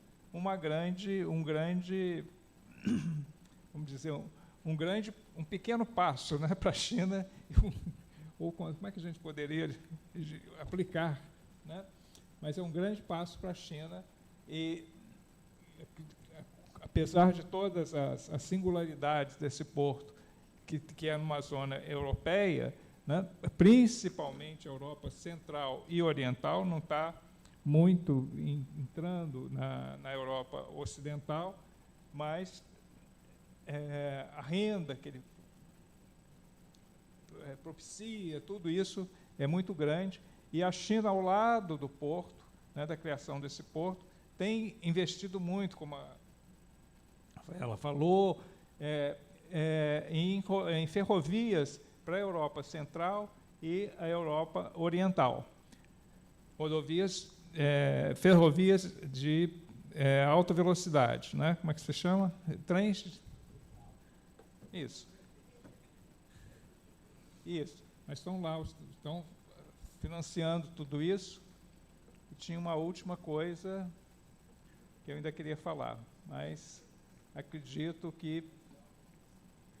sim, e muita coisa que a China faz assim, na expansão, seja o nome que eu dou, um nome menos, vamos dizer assim, carregado de um significado, é um nome mais técnico, mas tem várias implicações disso aí. Uma delas é que ela faz sempre, ou fez nesse caso, pelo menos, mas faz em muitas ocasiões, novas organizações. Então, não só ela criou, mas trouxe todos esses países da Europa Oriental e da Europa Central para conselhos agregativos de todos os países se reunindo anualmente. Então, tem 17 países europeus ali, não só europeus, mas na região da Europa Oriental e Europa Central, que, vamos dizer assim, formam um consórcio de reflexão, de decisões com a China, que ela chama de 17+1. Então, ela foi criando, se inserindo nesses diferentes países, foi criando uma associação de 15+1, 16+1, e agora chegou a 17+1, com a entrada da Grécia nesse conselho, ou órgão internacional de decisão sobre o porto. Então, é isso. Eu acredito que, de fato, acho que trazemos, respondendo um pouco, né, o BRICS e os portos nos BRICS. É isso que a gente está falando. É um pouco a resposta que eu acho da pergunta que o Williams finalizou começou a sua apresentação, algo também que a Renata falou, e eu também estou trazendo. E agora, né? Os BRICS e os portos e os BRICS, e também, enfim, passando por todas esses contornos. E realmente, quem estuda o BRICS, né, que agora vai para 11, né, agora em janeiro, daqui a 45 dias, mais ou menos, vamos ter, né, vamos ter os 11 e, enfim, já esqueci de novo, mas está aqui esse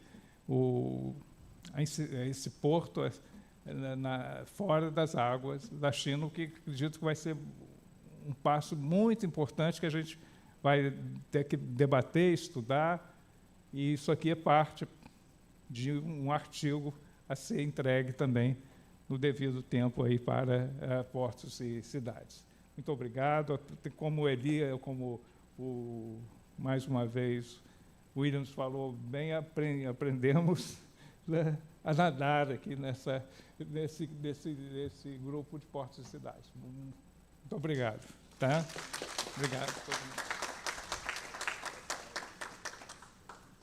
Se quiserem eu trabalho, comentários, questões. Da última vez não atendemos as reflexões do Daniel. Se quiser lembrar o que você queria falar naquela época, queremos ouvir, né? Eu principalmente quero. Tá? Muito obrigado, mas ouvir todos também, qualquer um.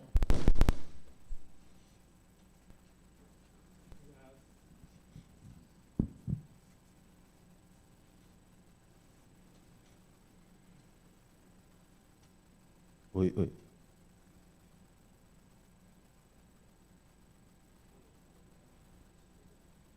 Você primeiro. Ele não sabia.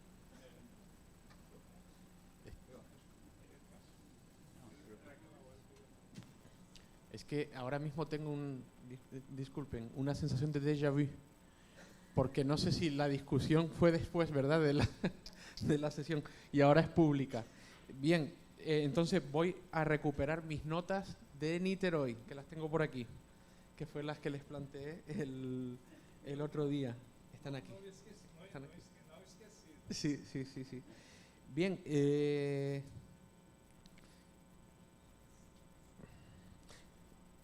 el planteamiento que hubo, ¿no?, después de la... Bueno, en primer lugar, felicitaciones a todos por la presentación de los trabajos. Como decía Williams, había una mayor responsabilidad porque era la repetición y desde luego se ha cubierto, a mi juicio, pues plenamente, ¿no? El otro día lo que planteaba con respecto al tema de infraestructuras era la cuestión de, al menos desde el punto de vista de lo que ya existe, y ponía el ejemplo del continente africano, cómo se encontraban algunas, si quieren, disonancias con respecto a algunos de los objetivos principales que aparecían ahí, con respecto al Banco de Desarrollo, etcétera. Y hay algunos ejemplos, y decíamos, yo particularmente encontraba dos ejemplos que creo que eran importantes, sobre todo en el refuerzo de algunas características de la clásica, tradicional e histórica división internacional del trabajo y de la producción, que era el caso de Senegal y el caso de Angola, con respecto a enormes inversiones en infraestructuras que podemos decir que están teniendo un impacto relativo en términos de crecimiento. Angola ha crecido de forma extraordinaria, una economía petrolera. El caso de Senegal también, con un proyecto desde 2012 que es el proyecto Senegal Emergent, que recibe financiación asiática, pero también financiación de Oriente Medio. Ha habido un cambio en infraestructuras importante, pero en la misma medida en que la economía ha ido creciendo, por ejemplo, particularmente en el caso de Senegal, también lo ha hecho, por una parte, un crecimiento de la desigualdad y, por otra parte, un malestar social creciente. En los últimos meses ha habido movilizaciones muy fuertes en Senegal, en la calle, con muertos, que hacía tiempo que eso no se veía. Es decir, muy violentas, con la oposición en prisión, en fin, un panorama muy negativo. Y en los antiguos países del África Occidental francesa, etcétera, un movimiento antifrancés muy fuerte. Por el contrario, un movimiento pro-ruso, no tanto chino, sino pro-ruso como un modelo alternativo.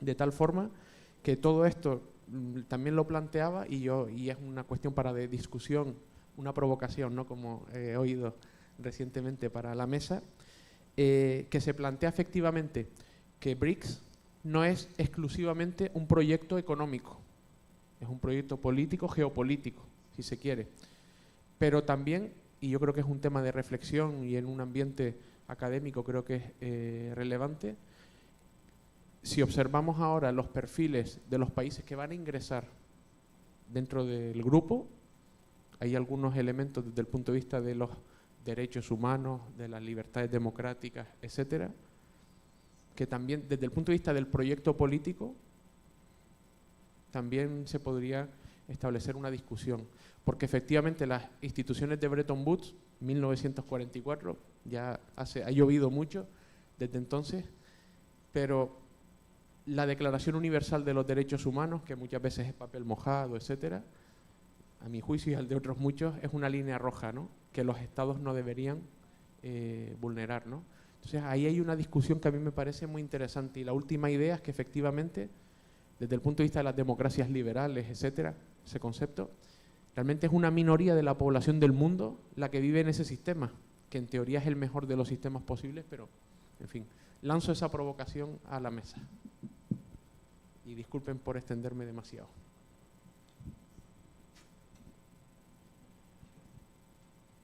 Bom, a sua provocação é...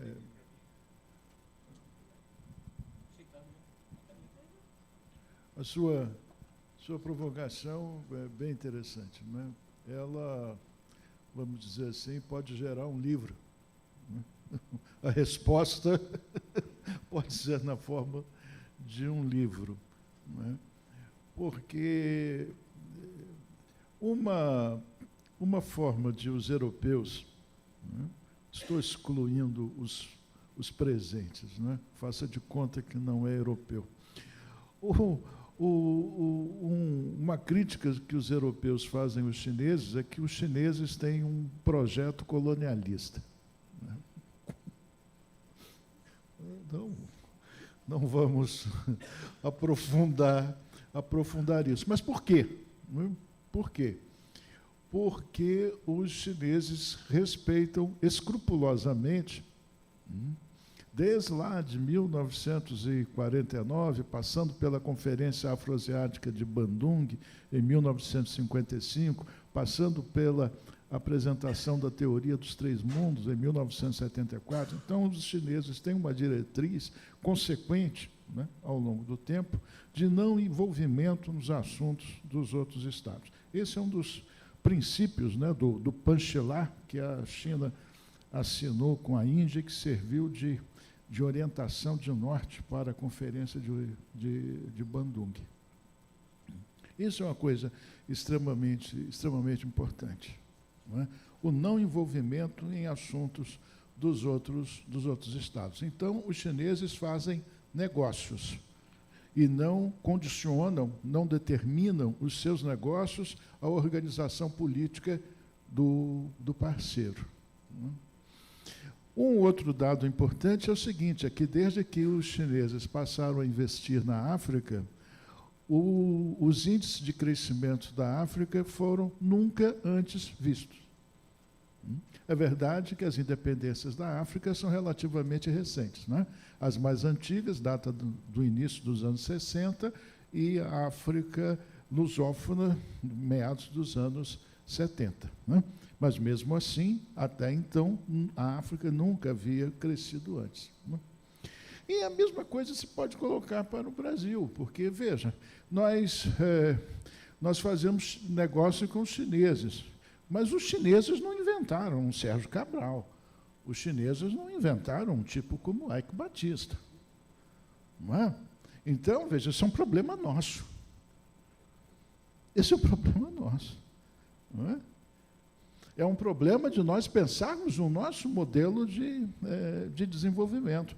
Uma das coisas que os Estados Unidos e os europeus mais atacam os chineses é o modelo de desenvolvimento da China, do capitalismo administrado, né? Não se fala mais capitalismo de Estado, né? Capitalismo administrado, né?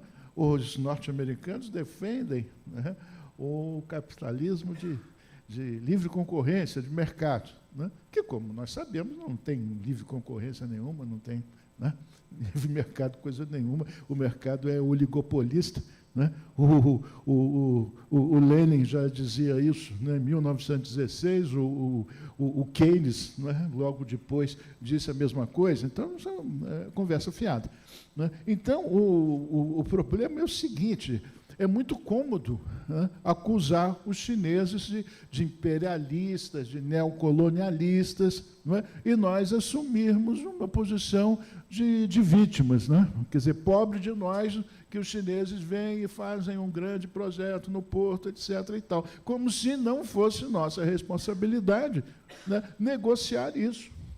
Veja que o Brasil não reconheceu a República Popular da China. Nós acompanhamos a posição dos Estados Unidos em 1949, e a China, para nós, era a República da China, né? Taipei. Né? O Brasil estabeleceu relações diplomáticas com a China em 1974, né? No contexto da política externa, do pragmatismo responsável do presidente Geisel. E com uma finalidade importante, que era o petróleo da China, né? Vivíamos aí as consequências, né, da crise do petróleo, e os chineses ofereciam essa possibilidade, né? E desde então, né, crescentemente, nos cálculos chineses, o Brasil era um parceiro estratégico. Os chineses viam o Brasil, e ainda veem, né, como um parceiro estratégico. Um país que está do outro lado do mundo, não temos relação de vizinhança, não temos problema de fronteira, não temos nenhum histórico de conflito, né, e apresentamos os mesmos desafios do desenvolvimento: uma grande população, um vasto território, uma grande desigualdade social, né? Agora, os chineses equacionaram isso, estão resolvendo o problema deles, e a gente continua patinhando aqui, né? Continuamos levantando um pé e prendendo o outro, levantando um pé e prendendo o outro, né? Nós passamos aqui, como eu disse, né, 4 intermináveis anos, né, governados por esse tipo que ontem estava fazendo confusão lá no restaurante, né? Foram 4 anos perdidos, né? Quer dizer, mais do que perdidos, né? Houve um retrocesso. Os chineses não são responsáveis por isso. Entendendo? Então, não quero dizer que a sua questão seja irrelevante, que seja uma falsa questão. Não é, mas é uma questão que nos convida a pensar o nosso modelo de desenvolvimento, né? Que nos convida a aceitar passivamente uma política da China que acaba se tornando colonialista mesmo, né? Os chineses não são errados, os chineses estão defendendo os interesses nacionais deles, eles estão promovendo o desenvolvimento deles. Nós é que não estamos nos impondo, nós que não temos projeto nenhum, né, e acabamos, né, enrolados na corrupção, né, enrolados com essa gente aí de quarta categoria que dirige o país. Isso não é responsabilidade deles, né? Bom, era isso que eu tinha a dizer. Posso fazer rapidamente um comentário só para continuar? Então, só para dar uma continuidade com essa ideia de mostrar que a China, né, ela deixa a opção, né, nacional, eu acho que é importante trazer um pouco da perspectiva dos bancos multilaterais, porque o que acontece? O NDB ele é uma tradução do que a China vem fazendo, né, nesses grandes projetos de infraestrutura, porque ele utiliza o que eu falei do country system, que é você utilizar as normas nacionais, as normas locais do país.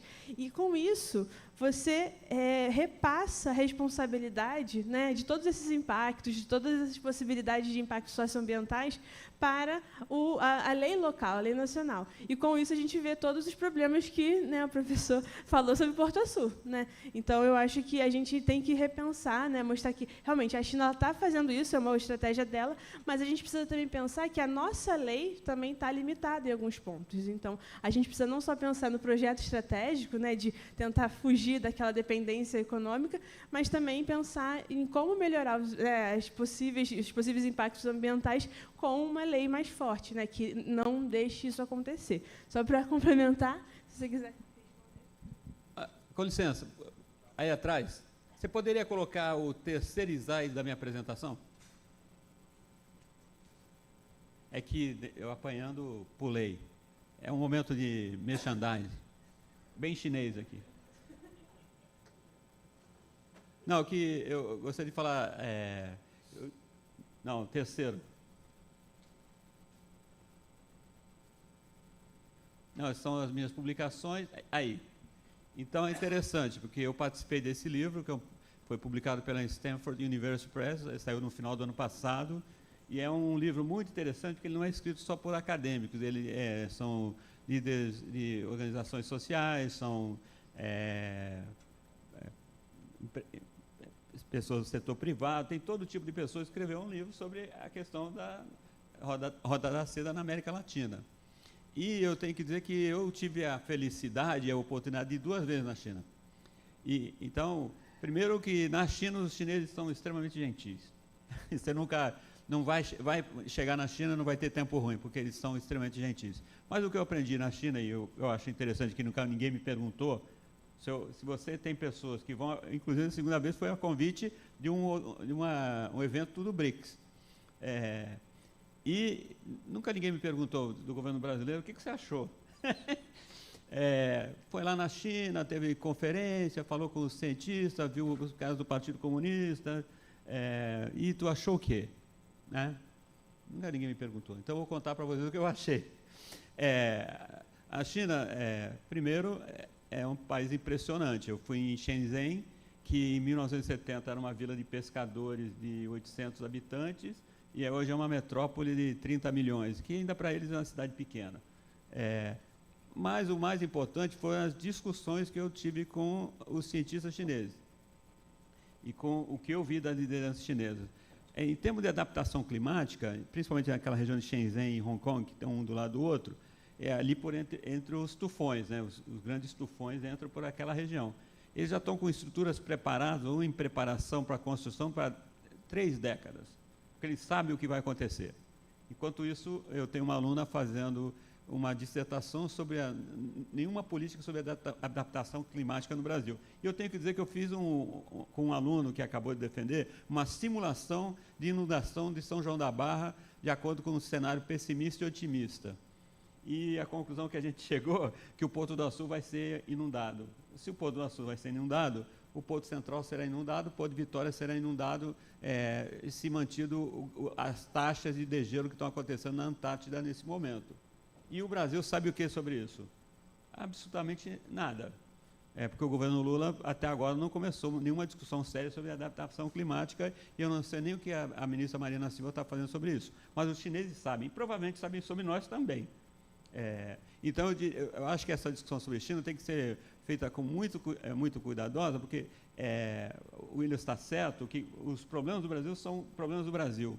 Mas quando você se defronta com do outro lado, você tem uma entidade que não está brincando em serviço, o seu grau de prejuízo é muito maior. Então, eu penso que nas relações internacionais, porque também há que se dizer, né? A China já tem minério de ferro estocado lá para não precisar de minério de ferro brasileiro por muito tempo. A mesma coisa com a soja, e agora ainda estão com controle de minérios estratégicos que só eles têm. Então, por isso que essa discussão dos BRICS, dos portos, o que me angustia aqui, só passar para o Eduardo, o que me angustia é que fica se falando em construir porto, quando tem porto como o Porto do Açu que está subutilizado, não utiliza 30% da capacidade, vai fazer mais porto para quê? E eu vou terminar dizendo que é o seguinte: o maior porto da América Latina é o Porto de Santos. Ele tem uma área territorial de 8,9 km². O Porto do Açu tem uma área, 75 foi tomada dos agricultores, mas a área total do Porto do Açu é 133 km². O que está construído lá? Área total menos de 10%, menos de 13 km², tem algo construído em cima. Agora, quanto de investimento do BNDES, do Fundo da Marinha Mercante, do Fundo da Caixa Econômica, quanto de dinheiro já entrou ali? Aí vocês cairiam para trás, porque o Ike Batista era um dos principais tomadores de empréstimos do BNDES, a Promologis, que é a fachada nacional do Fundo de Private Equity, o EIG, é também um dos maiores tomadores do BNDES nesse momento. E tudo isso para quê? Para ter uma área subutilizada? que os chineses realmente têm a ver com isso? Absolutamente nada. A gente pode lembrar dos acordos tecnológicos para o lançamento de satélites.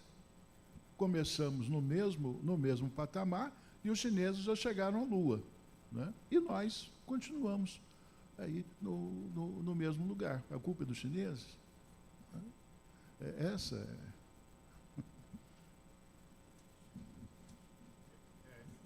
Acabaram de lançar, né, um foguete com tripulantes a bordo, não é isso? É. Uhum. Não, a última coisa que eu diria também é que nessa negociação, nas negociações e tal, de todo tipo, o chinês raramente, assim, nunca fiz negociações assim, mas enfim, armando coisas, tentando armar coisas com eles nunca dizem não. Eles simplesmente calam a boca, mudam o assunto, mas não dizem não, não queremos isso, não queremos aquilo, tal. Né? Estamos aí agora também, já fui entrevistado várias vezes, qual vai ser a vantagem do novo marco ferroviário do Brasil, né? Não tem nenhuma... China não está aí, né? Mas a China está cheia de ferrovia no mundo, né? Uma última coisa, e com a China, se você diz não a um projeto chinês, eles não vão no país e derrubam o governo que disse não. Essa é uma diferença importante nas relações internacionais. Então, gente, tá ótimo.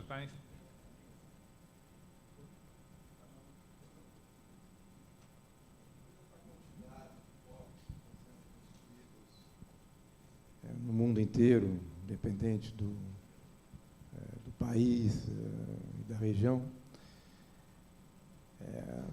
pelos dirigentes de países, chefes de estados, pelas empresas, dentro da sua totalidade, eles estão partindo do princípio que vai ter um crescimento econômico indefinido? Não entendi. Não entendi a pergunta. Você entendeu? Eu vou repetir a pergunta. Tanto Poto? Qual é o objetivo de tanto Poto? Exatamente. É um prognóstico de crescimento? Sim. Tanto que, na verdade, não, mas vou dizer, claro que isso não vai acontecer. Não, olha só, eu vou passar... O pico do petróleo convencional ocorreu em 2008. A partir daí, o PIB da Itália só diminuiu. A quantidade em toneladas transportadas por caminhões na Europa só diminuiu de lá para cá. A quantidade de metro quadrado construído só diminuiu. O crescimento econômico vai passar por um decrescimento. Não, aliás, não vai prosseguir naquela curva que a gente conhece como existe hoje. E essa enorme quantidade de hipóteses que estão sendo construídas, qual o objetivo de tudo isso? Aproveitar que eu estou aqui. Olha só, eu tenho o Williams tem uma hipótese dele, tem a minha hipótese. Sim. Se você pegar David Harvey, e ele tem um conceito que é muito discutido, muito criticado, que é a acumulação por espoliação. E aí a gente vai ter que discutir, por isso que eu acabei de falar, se Santos opera, é o maior porto da América Latina, com 8,9, por que você constrói portos que têm 20 vezes mais de área? É porque o que você está atrás não é exatamente do porto, talvez você esteja atrás do único ativo que realmente importa, que é a terra. Então, e é interessante, né, porque se você ler lá nas entrelinhas do Capital, do Velho Cal, ele vai falar que o primeiro elemento fundamental de caracterização e consolidação das relações capitalistas é a terra, é a apropriação da terra.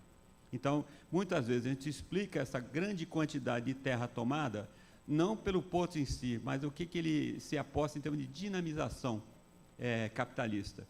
Aí, eu diria que talvez tenha que se olhar mais por esse ângulo, porque eu também... Então, só para... Não, eu vou terminar para passar para o Williams.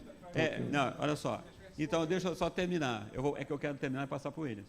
Então, acho que muitas vezes a gente fica atrás de raciocínios que sejam lógicos, como se o capitalismo fosse realmente um sistema lógico. Ou você tem que olhar para as leis fundamentais que regem o capitalismo, porque o capitalismo está sempre se renovando. Ou até tem alguns que falam que vai ter que ter uma explosão do capitalismo, um pós-capitalismo. Eu não acho que, nesse momento, não é o que nós estamos tendo. Ok? Mas então, nós temos esforços de reorganização para se preparar para a nova fase. É o que está acontecendo. Isso se dá com construção de pontos, isso se faz com realização de guerra. Okay? Pelo menos sou eu.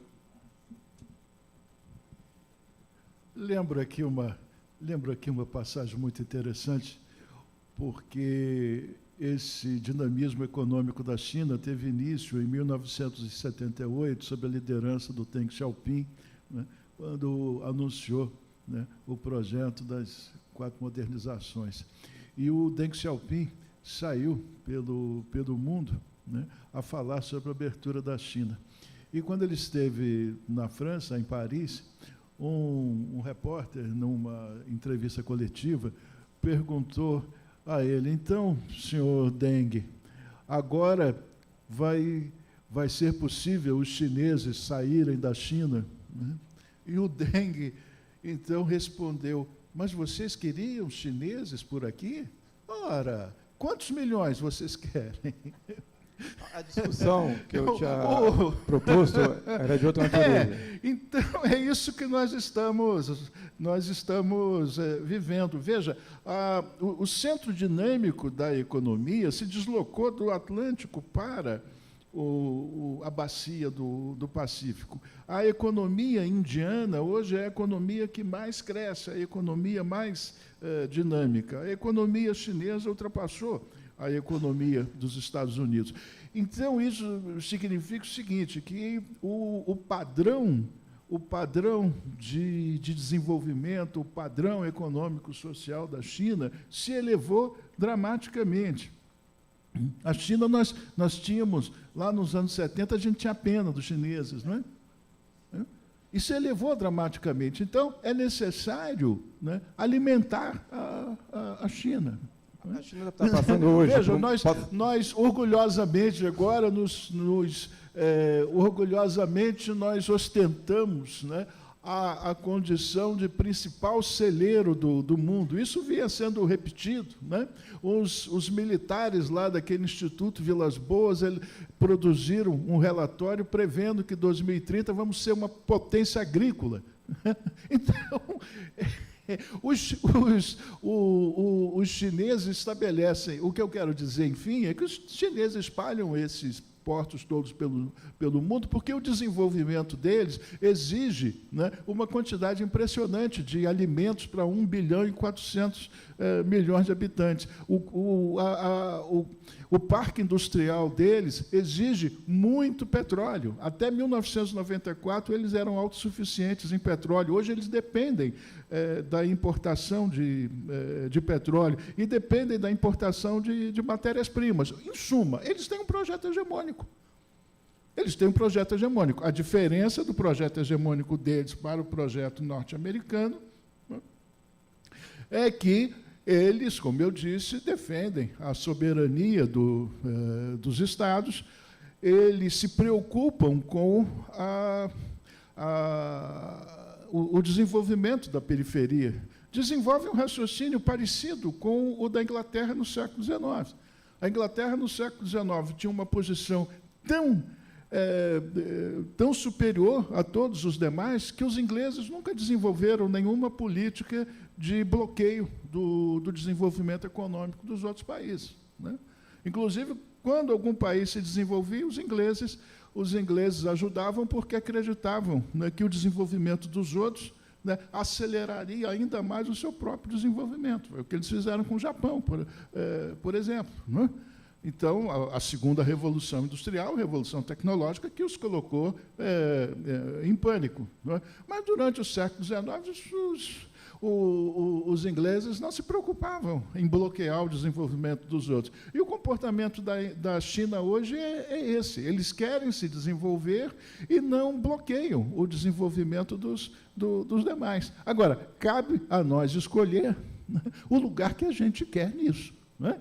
O projeto hegemônico chinês é baseado na ideia confuciana da harmonia, né? Quer dizer, o que é a harmonia? É a convivência passiva, colaborativa entre os diferentes, né? A boa música nasce disso. Essa é a ideia do chinês. Então, cabe a nós escolher o lugar. Qual é a nossa nota nessa pauta? É isso. Obrigado, Williams. Estamos encerrando. Passo logo a palavra para o professor aqui fazer o encerramento, por favor. Muito obrigado a todo mundo. Hein? Hein? Não, não tem. Bom, a gente agradece aqui essa mesa, tá? Foi muito interessante, um debate muito interessante, como sempre, né? A Rafaela, o professor Williams, conhecendo agora o Marcos Pedlovski, muito obrigado pela contribuição, e o Eduardo, né? Como a gente tinha brincado lá em Niterói, aprovadíssimo, né? Esperamos sempre contar com vocês. Então, eu agradeço, vamos desfazer a mesa, e em seguida a gente vai lamentar.